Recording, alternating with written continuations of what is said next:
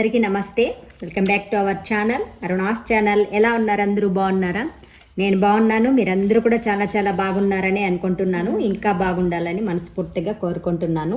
ఈరోజు మన వీడియో ఏంటి అంటే, సో మనకి 2024లో ఈ మంత్లో జనవరిలో మనకి ఎప్పుడు మైత్రేయి ముహూర్తం వచ్చింది. చాలామంది అప్పులు ఎక్కువగా ఉంటాయి. అప్పులకి ప్రతి నెల కూడా కడుతూ ఉంటారు కదా. లోన్ తీసుకున్నా, అలాగే వ్యక్తిగతంగా మనుషుల దగ్గర తీసుకున్నా కూడా ఆ అప్పుని ఒక ప్రత్యేకమైన ముహూర్తంలో, సో ఇది మైత్రేయ ముహూర్తం అనేది కేవలం అప్పులు తీర్చే ముహూర్తం. కేవలం ఆ ముహూర్తంలో ఆ ఒక్క కార్యం తప్ప ఇంకేమీ చెయ్యరు. కేవలం అప్పులు తీర్చడానికి. ఆ గడియల్లో మనము అప్పులు కట్టామంటే, సో నార్మల్గా ఎవరైనా కూడా అప్పులు తీర్చేస్తూ ఉంటారు కదా. ప్రతి వ్యక్తికి ప్రతి ఇంట్లోనూ ఏదో ఒక సమస్యకి అప్పు అనేది ఖచ్చితంగా చేసింటారు. ఆ ప్రాసెస్ ఏంటి, ఎలా చేసుకోవాలి అనేది ఇప్పుడు వీడియోలో తెలుసుకోబోతున్నాము. జనవరిలో ఎప్పుడు వచ్చి ఏ గడియల్లో చెయ్యాలి, టైమింగ్ ఏంటి అన్నీ తెలుసుకోబోయే ముందు, మీలో ఎవరైనా ఫస్ట్ టైం అరుణాస్ ఛానల్ చూస్తూ ఉన్నా, అలాగే మీలో ఇంకా ఎవరైనా అరుణాస్ ఛానల్ సబ్స్క్రైబ్ చేసుకోకుండా ఉన్నట్లయితే తప్పకుండా ఛానల్ని సబ్స్క్రైబ్ చేసుకొని పక్కనే ఉన్న బెల్ ఐకాన్ని క్లిక్ చేయండి. ఇప్పుడు చూస్తున్నారు కదా, ఇలాంటి కార్డ్స్ గోల్డ్ కలర్లో ఉన్నవి మీరు కార్డ్స్ అనేది తెచ్చుకోవాలి. నార్మల్గా మనకు పెళ్ళిళ్ళు జరిగేటప్పుడు ముయ్యి కవర్స్ అంటారు కదా, అలాంటి కవర్స్ని సిద్ధం చేసుకోవాలి. మీరు ఎంతమందికి అప్పులు ఇవ్వాలనుకుంటున్నారు? కొంతమంది వ్యక్తిగతంగా మనుషుల దగ్గర తీసుకుంటారు, ఇంకొంతమందికి లోన్లో తీసుకుంటారు. అందరికీ కూడా ఒకే డేట్లో మనం ఇవ్వలేం కదా. సో అలాంటప్పుడు ఇలాంటి కార్డులు మీరు ఎంతమందికి అయితే ఇవ్వాలనుకుంటున్నారో అంతమందికి ఇలా కార్డులు అనేది రెడీ చేసుకోండి. దాంట్లో మీరు 100 రూపాయలు ఉంచాలనుకుంటున్నారా? ప్రజెంట్ మనము ఆ ముహూర్తంలో ఒక సంకల్పం అనేది చేస్తాము, లేదంటే ఆ టైంలో మనం అలాగే చేతుల మీదుగా డబ్బులు కూడా వాళ్ళకి ఇచ్చేయవచ్చు. లేదా వాళ్ళు దూరంగా ఉండారు. ఇప్పుడు నార్మల్గా మనకి ఇప్పుడు 18న వచ్చింది, ఈ మంత్ వచ్చి మనకి 18న వచ్చింది. ఆ గడియలు ఎప్పుడు అనేది కూడా చెప్తాను. సో అంత ఆ టైమింగ్ మనకి డే వచ్చినంత మాత్రాన టైమింగ్ అనేది ఇన్ని గడియల నుంచి ఇన్ని గడియల వరకు అనేది మాత్రమే ఉంటుంది. ఆ గడియల్లోనే మనం ప్రాసెస్ అనేది చేసుకోవాలి. సో ఆ టైంలోనే మనకి దగ్గరగా అవైలబుల్గా ఉన్నట్లయితే మనుషులకి ఇస్తాము, లేదా మనం ఆ టైంలో బ్యాంకుల్లో అయితే వేరే డేట్ ఉండొచ్చు. అలా ఇబ్బందులు అనేది ఉంటాయి కదా. సో మనము ఫోన్లో వేసుకునే వాళ్ళు ఎలా చేయాలని కూడా చాలామంది డౌట్స్ అడుగుతూ ఉంటారు. ఫోన్లో వచ్చి మీరు అప్పటికప్పుడు అలాగే ఫోన్లో వేసే వాళ్ళు కూడా మీరు ఆ గడియల్లో పంపించవచ్చు. ఓకేనా? సో అలా కూడా చేసుకోవచ్చు. ఇప్పుడు మనం ఇక్కడ మీరు ఎక్కువ డబ్బులు లేదు, అంతా మాకు చాలా అప్పులు ఉన్నాయి, మాకు ఒక 4-5 మెంబర్స్కి ఇవ్వాలనుకుంటున్నాము అనుకున్నప్పుడు 4-5 కార్డ్స్ అనేది రెడీ చేసుకోవాల్సి ఉంటుంది.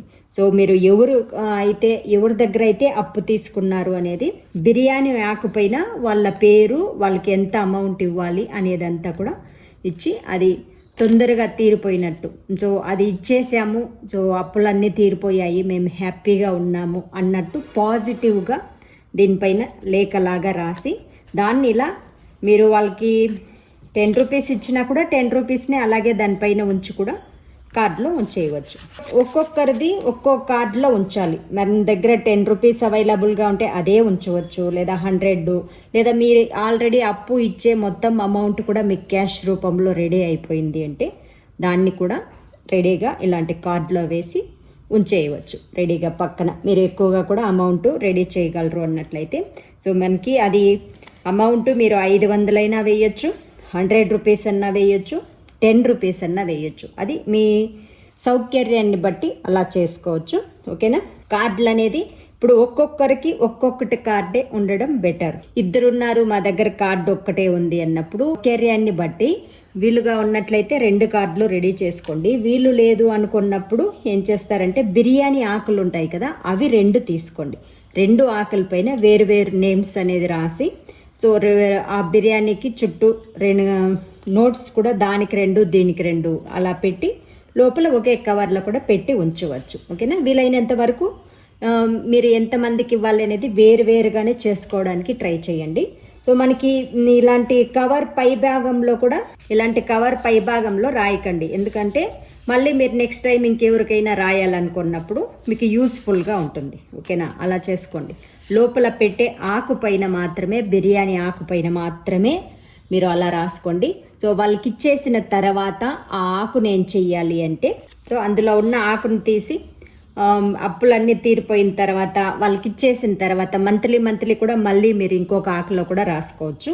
వాళ్ళకి ఇచ్చేసిన తర్వాత ఈ ఆకుని కాల్ చేయండి, ఓకేనా? కాల్ చేసి అది డస్ట్బిన్కి వేసేయండి. అది మనకి మెయిన్ రెమెడీ పరంగా చేసుకునేది. సో మీరు అలాగే ఫోన్ ద్వారా ఇవ్వాలి అనుకునే వాళ్ళకి రెమెడీ అవసరం లేదు. రెమెడీ అనేది చేతుల ద్వారా ఇచ్చే వాళ్ళకి, లోన్స్ తీసుకువెళ్ళి బ్యాంకులో కట్టే వాళ్ళకి, అట్లా వాళ్ళకి ఇలా రెమెడీ పరంగా చేయండి. అలా లేదు ఇప్పుడంతా ఈ రోజుల్లో అంతా కూడా ఫోన్లలోనే అన్నీ జరిగిపోతుంది అనుకునే వాళ్ళు ఆ గడియల్లో చేసుకోవడానికి ట్రై చేయండి.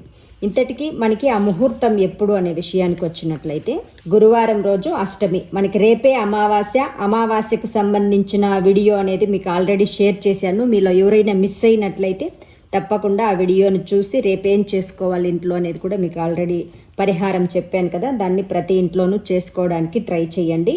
ఎందుకంటే మనకి గురువారంతో కలిసి అమావాస్య రేపు వస్తుంది కాబట్టి. అలాగే నెక్స్ట్ గురువారం, సో ఈ గురువారం రేపు వచ్చి 11న మనకి అమావాస్య ఉంది కదా, మైత్రేయ ముహూర్తం అనేది వస్తుంది. అది కూడా గడియలు టైమింగ్ విషయానికి వచ్చినట్లయితే 11:41 మార్నింగ్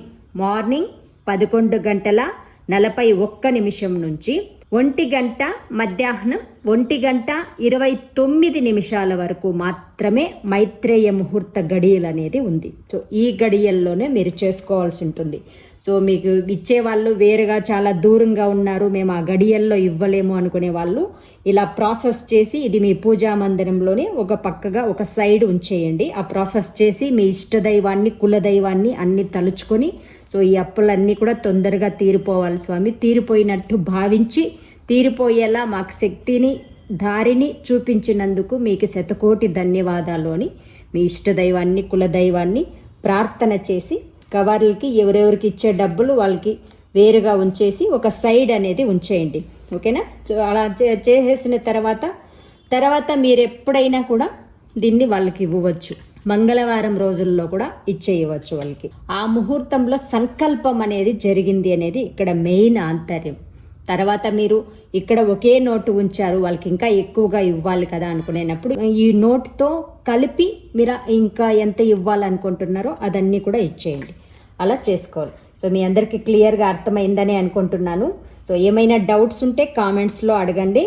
అలాగే మనకి ఇక ఆధ్యాత్మిక పరంగా ఇంకా ఎలాంటి వీడియోస్ కావాలనుకుంటున్నారు అనేది కూడా తప్పకుండా కామెంట్స్లో షేర్ చేయండి. సో ఇదండి ఈరోజుటి వీడియో. మీ అందరికీ క్లియర్గా అర్థమైందని అనుకుంటున్నాను.